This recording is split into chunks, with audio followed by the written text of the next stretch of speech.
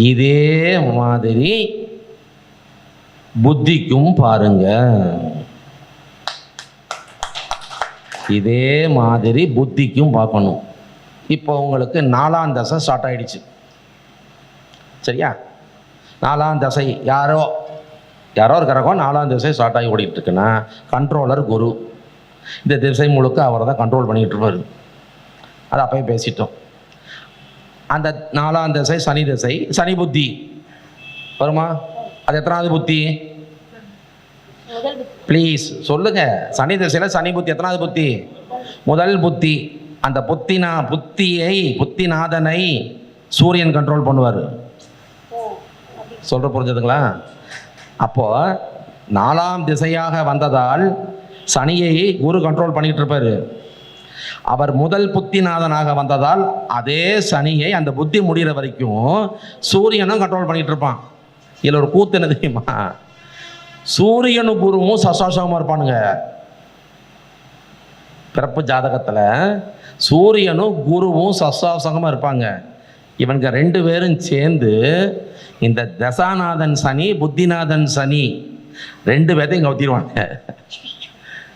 அந்த சனி திசையில் சனி புத்தி பார்த்தீங்கன்னா எங்கேயாவது போய் இந்த ஜாதம் சிக்கிடுமா. தசாநாதன் 4ஆம் தசாநாதன் கண்ட்ரோலர் குரு, 1ஆம் புத்திநாதன் சனீஸ்வர பகவான், கண்ட்ரோலர் சூரியன். அப்போ இவர் 4ஆவது தசாநாதன், நான் தான் கண்ட்ரோலர் அடிபார் குரு. ஆமாம், நீங்கள் தான் கண்ட்ரோலர், அது மாற்ற முடியாது, நீங்கள் தான் கண்ட்ரோலர். இவர் என்ன சொல்லுவார் சூரியன்? ஏப்பா இது மொத புத்தி சுய புத்தி, புத்தி, நான் தான் கண்ட்ரோலர் சூரியன். ஆமாம், எந்த திசையில் முதல் புத்தி வந்தாலும் நீ தான் கண்ட்ரோலர். இவர் சொல்லுவார், சரி அதெல்லாம் விடு, இப்போ நீயும் நானும் சசாசகமாக இருக்கிறோம். உனக்கு 6ல் நான், எனக்கு 8ல் நீ. இப்போ இந்த சனியை யார் காப்பாற்றுறது? இவங்களுக்குள்ள ஒரு பிரச்சனை, ஒரு ஈகோ. நீ காப்பாற்ற, நான் காப்பாற்ற. இல்லை, நான் காப்பாற்ற மாட்டேன், நானும் காப்பாற்ற மாட்டேன். என்னவா பண்ணிட்டு போகிறான்? இதை இன்னும் விளக்கமாக சொல்கிறேன். எந்த திசையிலும் முதல் புத்தி வருமா? அப்போ பழமையான ஜோதிடர்கள், ரொம்ப 75-80 வயசு ஜோதிடர்கள்லாம் சொல்ல நான் கேட்டிருக்கேன், ஒரு திசையில் சுய புத்தி வேலை பார்க்காது அப்படின்னு நான் சொல்லப்பட்டு கேள்விப்பட்டு. எனக்கு அப்போ புரியாது, அது யோசிப்பேன், இது என்னங்க வம்பா இருக்கு? ஒரு திசை திசை எடுத்து நடத்திக்கிட்டு போகுது, சுய புத்தியில் வேலை பார்க்காது, மற்ற புத்திகளில் வேலை பார்க்கும்னா இதை ஏற்றுக்கொள்ள முடியாது அப்படின்னா நான் பேச முடியாது. ஏன்னா நமக்கு சூட்சுமம் தெரியாது.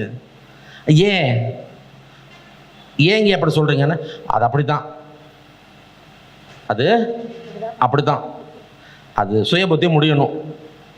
சூரிய திசை சூரிய புத்தி 3 மாதம் 18 நாளாக அந்த மாதிரி வரும். ஒரு 4 மாதம் சுமார் தேவையில்ல வேலை பண்ணி எதாவது மாட்டிக்காத, அங்கே போய் எங்கடா வாயை கொடுத்தாத, சிக்கிக்காத, எதில் கையெழுத்து போட்டுறாத, ஏதோ சொல்லி அனுப்புவாங்க, வான் பண்ணி அனுப்புவாங்க அஸ்ட்ராலஜர்ஸு. நல்ல பழமையான அஸ்ட்ராலஜர்ஸ் 75, 78, 80 அந்த வயசு உள்ளவங்கெல்லாம் ஒரு திசையில் சுய புத்தி வேலை பார்க்காது. ஏன்? பதில் தெரியாது. என் குருநாதர் எனக்கு சொன்னார், ரொம்ப அழகாக சொன்னார்.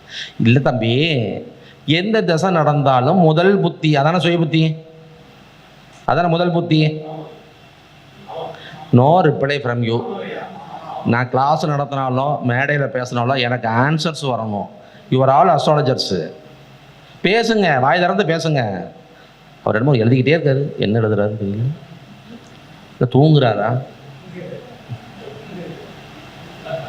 தூங்குறாரு.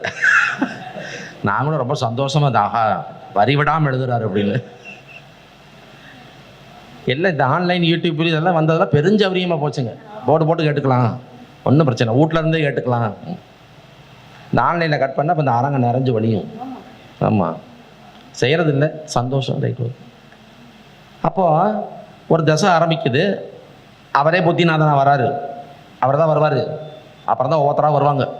அப்போ அந்த முதல் புத்திநாதன் இருக்கார் இல்லையா, 1ஆம் புத்திநாதன், அவர் யாருன்னா அந்த தசாநாதனே. அந்த 1ஆம் புத்தின்னு வரும்போது கண்ட்ரோலர் யார்? சூரியனாக போயிடுவார், சரியா? இந்த சூரியன் காலபுருஷ தத்துவத்திலே 7ஆம் வீட்டிலே நீசமாக கூடியவன். 7ஆம் வீடு சமூகம், அப்போ சமூகத்தில் இறங்கி நாம் ஒரு செயல்பாடு செய்ய போகிறோம், ஒரு தொழில் ஆரம்பிக்க போகிறோம், இல்லை ஒரு இடத்துல ஒரு கூட்டாக சேர்ந்து ஏதோ ஒன்று செய்ய போகிறோம், ஒரு புது முயற்சி செய்ய போகிறோங்கிற போது அங்கே பிரச்சனைகள் வரும். 7ஆம் வீட்டின் நீச்சன் சூரியன். அந்த 7ஆம் வீட்டின் நீச்சனான சூரியனே ஒவ்வொரு திசையிலும் அந்த முதல் புத்திக்கு அதிகாரியாக வருவார். இதை சொல்லாமல் மறைச்சிக்கு தான் அவங்க வழக்கம் சொல்லாமல் என்ன சொல்லிடுவாங்க, இப்போ தான் ஒரு தசை ஆரம்பிச்சிருக்கு, சுயபுத்திலாம் ஒர்க் அவுட் ஆகாதப்பா, பேசாமல் இரு, பார்த்துக்கலாம், சுயபுத்தி முடியட்டும். அதை சொன்னதோட சூட்சுமம் இதுதான். அப்போ திசைக்கு எப்படி இந்த 9 நபர்கள் 9 கிரகங்கள் வருகிறார்களோ அதே மாதிரி புத்திக்கும் பார்க்கணும். இந்த புத்தி சிறப்பாக இருக்குமா இருக்காதா நிச்சயம் பார்க்கணும். அப்போ மறுபடியும் நீங்கள் அதே கணக்கு போட்டுக்கோங்க. 1ஆம் புத்தி எந்த திசையோ, 1ஆம் புத்தி இன்னார் தான் கண்ட்ரோலர், 2ஆம் புத்திநாதன் இவர் தான் கண்ட்ரோலர், 3ஆம் புத்திநாதன் இவர் தான் கண்ட்ரோலர். அந்த கணக்கை நீங்கள் எடுத்துக்கணும். அந்த கணக்கை எடுத்து நீங்கள் கரெக்டாக போட்டே வந்தீங்கன்னா அழகாக ரெடியாகும், நல்ல ரிசல்ட் தரும். 3ஆவதாக ஒரு செய்தி சொல்கிறேன்னு சொன்னேன், அந்த செய்தியும் சொல்கிறேன் பாருங்கள். இப்போ ஒரு தசாநாதன், அவர் எத்தனாவது தசாநாதன் நம்ம கணக்கு போடுவோம். கண்டிப்பாக ஒரு கண்ட்ரோலர் வருவார். இப்போ தசாநாதன் முதல் கண்ட்ரோலர் வரை குடுமகால் எண்ணணும். தசாநாதன் முதல் கண்ட்ரோலர் வரை உடுமகால எண்ணணும். எண்ணி வரும் பொழுது அங்கேயும் பிரச்சனை தரும். நான் சொன்ன பாயிண்ட்ஸ் எல்லாமே டேலி ஆகிருக்கும். இப்போ ஒரு தசாநாதன் தசை நடத்திட்டு இருக்கார் சார், இன்னாரு கண்ட்ரோலராக வந்திருக்காருங்க சார், இவங்க 2 பேரும் சசாசகம் பெறலை. பாயிண்ட் நம்பர் 1 ஜெயிச்சிருச்சு, வெற்றி அடைஞ்சிருச்சு, டிக் அடிச்சிட்டிங்க. பாயிண்ட் நம்பர் 2, தசாநாதனுடைய நீச்ச வீட்டிலே அந்த கட்டுப்படுத்தக்கூடிய கிரகமோ, கட்டுப்பாளருடைய நீச்ச வீட்டிலே தசாநாதனோ நிற்கலை. 2வது பாயிண்ட் என்ன அடிச்சாச்சு, டிக் அடிச்சு விட்டாச்சு. 3 என்னமா சொன்னேன், நானே மறந்துட்டேன். 3 என்ன சொன்னேன், 3 பாயிண்ட் சொன்னேன். புத்தி சொல்லிட்டேன்னா சரி. இந்த 2 பாயிண்ட்டும் டேலி ஆயிடுச்சு. என்ன பாயிண்ட்டு, தசாநாதனும் கட்டுப்படுத்தக்கூடிய கிரகமும் சசாசகம் பெறக்கூடாதுன்னு சொல்லி வச்சிருந்தேன், பெறலை. தசாநாதனுடைய நீச்ச வீட்டிலே கட்டுப்பாளரோ, கட்டுப்பாளருடைய நீச்ச வீட்டிலே தசாநாதனோ இல்லை. சொல்லப்போனால் தசாநாதனுடைய உச்ச வீட்டில் போய் கட்டுப்பாளர் உட்காந்துருக்காரு, ரொம்ப பிரமாதமாக உட்காந்துருக்காரு. தசாநாதனுடைய உச்ச வீட்டில் போய் கட்டுப்பாளர் உட்காந்துருக்காரு, ரொம்ப விசேஷம், அருமையாக இருக்கும். இங்கேயும் ஒரு செய்தி பார்க்கணும். தசாநாதன் யார், ஒரு தசை. இந்த தசாநாதன் எத்தனாவது தசாநாதன், கட்டுப்பாளராக வந்தது யார், நமக்கு 2 பேரும் தெரியும், இவரையும் தெரியும் அவரையும் தெரியும். அப்போ தசாநாதன் யாரோ அவரில் இருந்து எண்ணி கட்டுப்பாளர் வரைக்கும் வரணும். குடுமகால வரும் பொழுது அது கூட சில எண்கள் வரக்கூடாது. சில எண்கள் வந்தால் அற்புதம். 1, 3, 5, 7 வரக்கூடாது. 2, 4, 6, 8, 9ன்னு வந்தா ரொம்ப பிரமாதமாக போகும். தாராபலன். இப்போ ஒருத்தர் இங்கே இருக்காரு, அவர் என்னுடைய மாணவர், என்னுடைய கிளைண்ட்டு, எனக்கு ரொம்ப நெருக்கமானவர். அவர் ராகு தசையில் பிறந்தார், சரிங்களா? அவர் என்ன தசையில் பிறந்தார், ராகு தசையில் பிறந்தார். எத்தனாம் தசை, முதல் தசை. கண்ட்ரோலர் யார், சூரியன். ராகு தசை முடிஞ்சிருச்சு. கிட்டத்தட்ட ஒரு 15 வயசு வரைக்கும் ராகு தசை நடந்திருக்கு வச்சுக்கலாம். ராகு தசை முடிஞ்சிருச்சு. 2ஆம் தசையாக யார் வருவா, சரி நம்மளே பேசிடலாம், யாரும் பேச மாட்டேங்கிறோம், நம்மளே பேசலாம். 2ஆம் தசையாக குரு வருவார். அப்போ குரு வந்தால் உடனே அந்த குருவுடைய கண்ட்ரோலராக புதன் மாறிடுவார். அவர் தானே 2ஆம் தசாநாதனுடைய கண்ட்ரோலர். குரு திசைக்கு கண்ட்ரோலர் புதன், ரைட்டா? இப்போ தசாநாதன் முதல் கண்ட்ரோலர் வரை எண்ணணும். குரு, சனி, புதன் 3ன்னு வருது. 3 வரக்கூடாது. அந்த குரு திசையில் அவர் பட்ட பாடெல்லாம் சின்ன பாடு இல்லை. கல்வி அவுட்டு, வேலைக்கு போனால் தான் சாப்பாடு. 17 வயசுலலாம் வேலைக்கு போக ஆரம்பிச்சார். நல்லா படிச்சிருக்காரு, நல்ல நாலேஜு, நல்ல மார்க்கு. படிக்க வைக்க முடியல, பேரண்ட்ஸால் படிக்க வைக்க முடியல. வேலைக்கு போகணும், வேலைக்கு போனால் தான் சாப்பாடு. டெய்லி வேலைக்கு போகணும், ஒரு 40 ரூபா சம்பளம் கிடைக்கும். நான் சொல்கிறது 25 வருஷம் முன்னாடி. டெய்லி வேலைக்கு போனால் 50 ரூபா கிடைக்கும், 60 ரூபா கிடைக்கும். அதை கொண்டு வந்து வீட்டில் கொடுத்து, ஒரு நல்ல துணிமணி கிடையாது, விசேஷம் கிடையாது, ஒன்றுமே கிடையாது. எப்படியோ உருட்டுன்னு உருட்டி அந்த குரு தசையை ஒப்பேத்தி, அதுக்கப்புறம் இன்னொரு ஆள் வந்தான். ராகுல பிறந்தவர் தானே.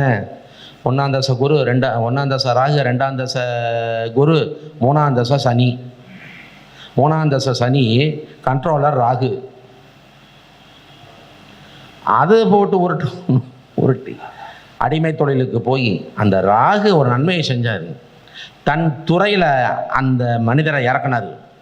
புகைப்படத்துறை. ராகு என்ன பண்ணார்? புகைப்படத்துறையில், அதாவது ஸ்டுடியோ,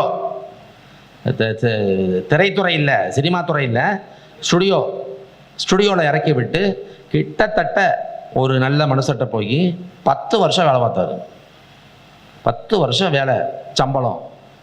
அது நல்ல சம்பளமோ இல்லாத சம்பளமோ, சம்பளம். உண்மையாக இருந்தார்.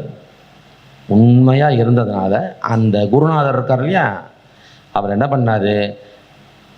அப்படியே என்னாகுது, சனி முடியுது.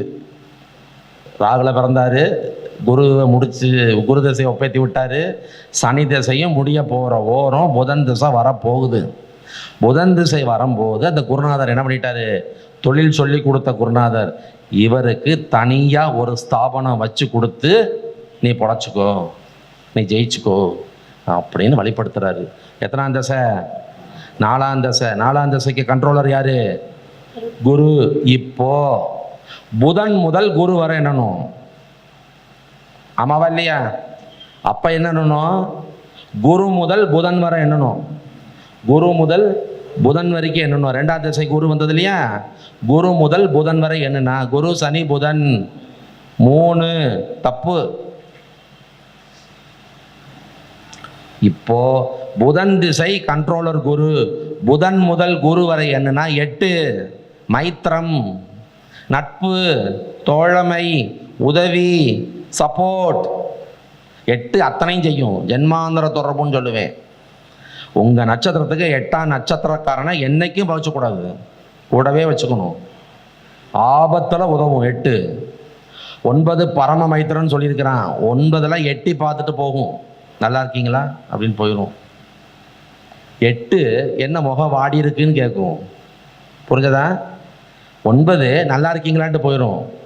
8 என்ன பண்ணும்? என்ன what is wrong with you? ஏதோ ஆள் சரியில்லையே.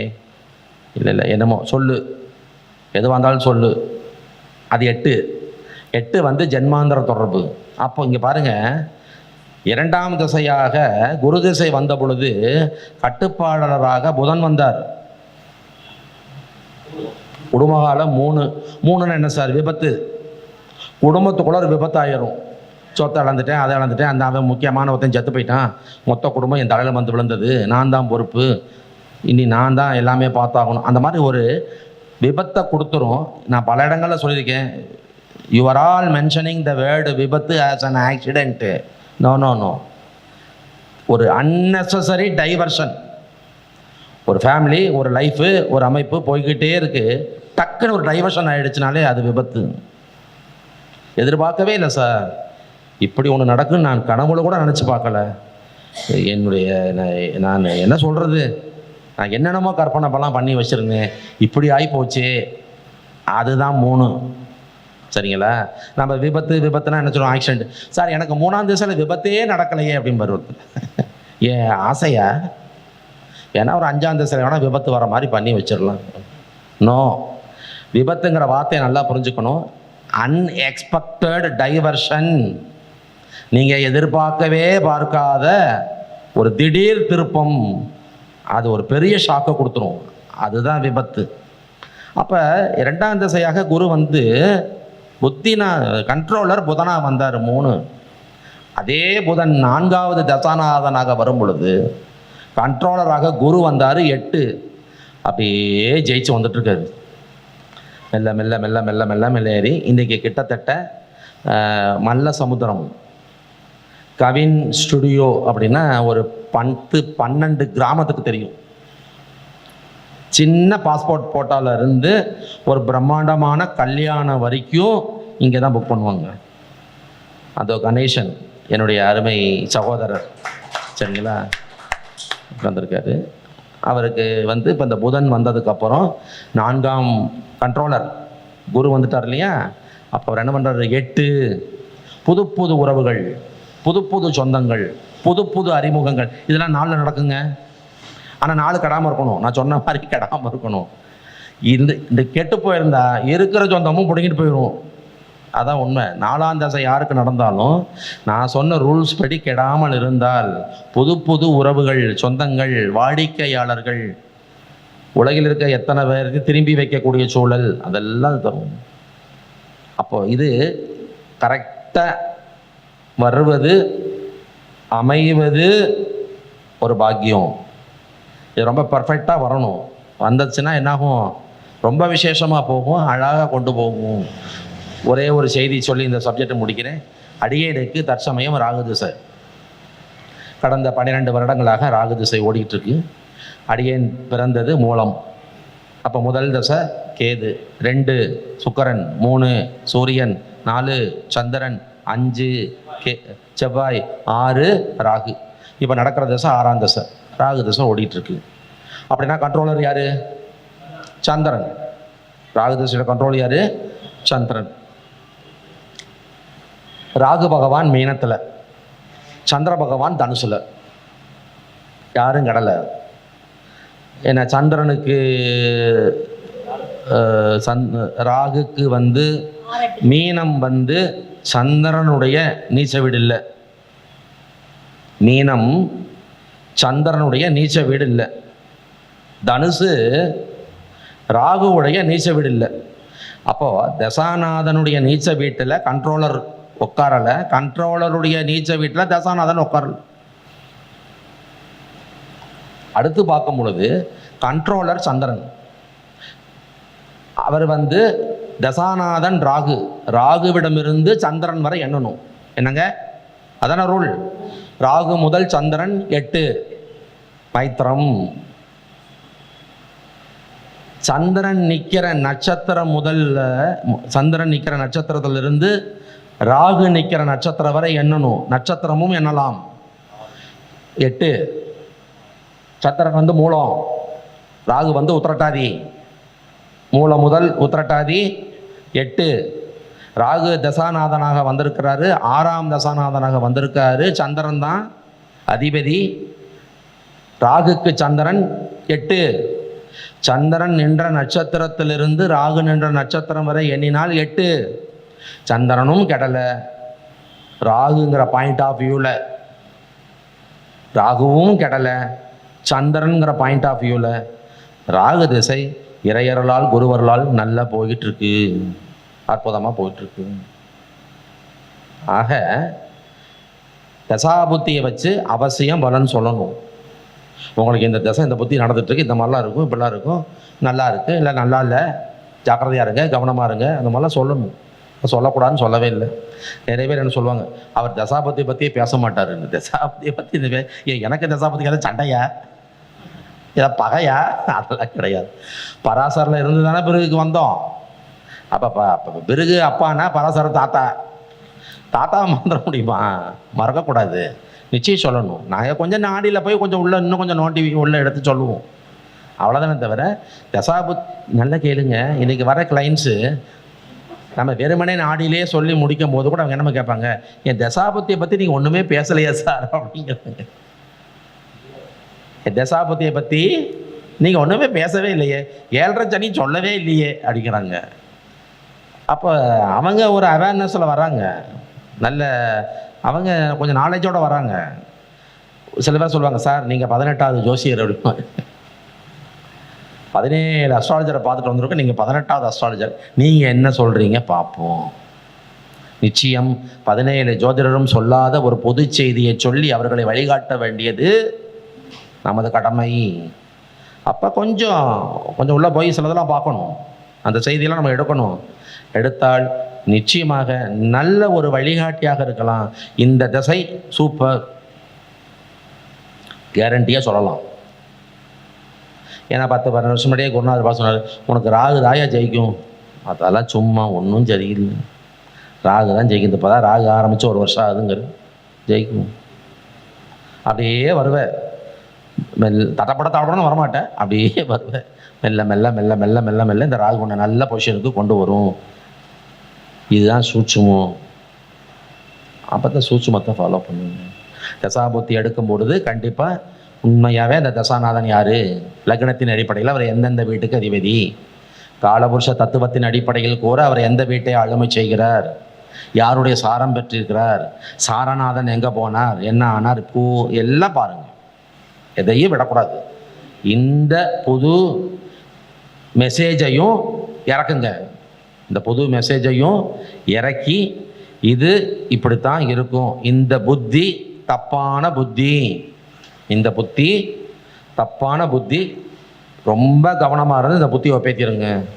இந்த ரெண்டு ரொம்ப கவனமாக இருந்து இந்த புத்தியை ஒப்பேத்திருங்க அப்படிங்கிறத சொல்லி நீங்கள் அவர்களை வழிப்படுத்தினீர்களேயானால் அந்த புத்தியிலே ஒரு தவறு ஏற்படும் மாதிரி சூழல் வருகின்றது என்றால் கூட உங்கள் வாடிக்கையாளர் விழித்துக் கொள்வார். அப்பயே சொன்னார் அந்த ஆள், இந்த புத்தியில் ஒரு தப்பு வரும், அது உன்னை தேடி வரும். ஒன்றுமே ஒரு பிஸ்னஸ் வரும், கடைசியில் தேடி இப்போ உள்ளே போய் வெளில கூட குறைஞ்சு பார்த்தா அது ஒரு என்னதான் இருக்கும், ஃபேக்காக இருக்கும். அந்த பிஸ்னஸே ஃபேக்கு. 1 லட்சக்கணக்கில் போட்டு கோடிக்கணக்கில் போட்டு எல்லாம் ஏமாந்து நிற்கிற மாதிரி வரும். நல்ல வேலை நான் தப்பிச்சேன் அப்படி சொல்லி எனக்கு ஃபீட்பேக் கொடுத்தவங்களாம் உண்டு. என்னுடைய கிளைண்ட்ஸு எனக்கு ஃபீட்பேக் கொடுத்தவங்களாம் உண்டு. இந்த டைம் கார் எடுக்காதீங்க, இந்த கார் பிரச்சனையாகும். இந்த புத்தி முடியணும். சந்திர திசையில் சந்திர புத்தி, சந்திர திசையில் சந்திர புத்தி, சந்திர திசை 4ஆம் திசை, குரு ஏற்கனவே சகடை, கண்ட்ரோலர் சகடையில் இருக்காரு. முதல் புத்தி சந்திர புத்தி, முதல் புத்திநாதன் யாராக இருந்தாலும் அவரை கட்டுப்படுத்துறது சூரியன். சூரியன் சந்திரனும் சசாசகம், நல்ல ஜாதகம், சரிங்களா? இந்த டைமில் நீங்கள் என்ன பண்ணாலும் ப்ராப்ளம் தான். தயவுசெய்து வண்டி எடுக்காதீங்க, 10 மாதம் பொறுங்க. 4.5 மாதம் கடந்துருச்சு. இப்போ நீங்கள் வந்திருக்கீங்க ஜஸ்ட் 5.5 months. இப்போ இந்த கொஞ்சம் ரேட்டெல்லாம் குறைச்சாங்கல்ல, ஐடி என்னமோ சொல்ல தெரியல, ஜிஎஸ்டி போட்டு ரோட்டு ரேட்டெல்லாம் குறைச்சாங்கல்ல. ஒரு கார் 1.5 லட்ச ரூபா ரேட்டு கம்மி, 10 லட்சம் கார் 8.5, 8 லட்சம் கார் 6.5, அதில் போய் கார் எடுத்தார்.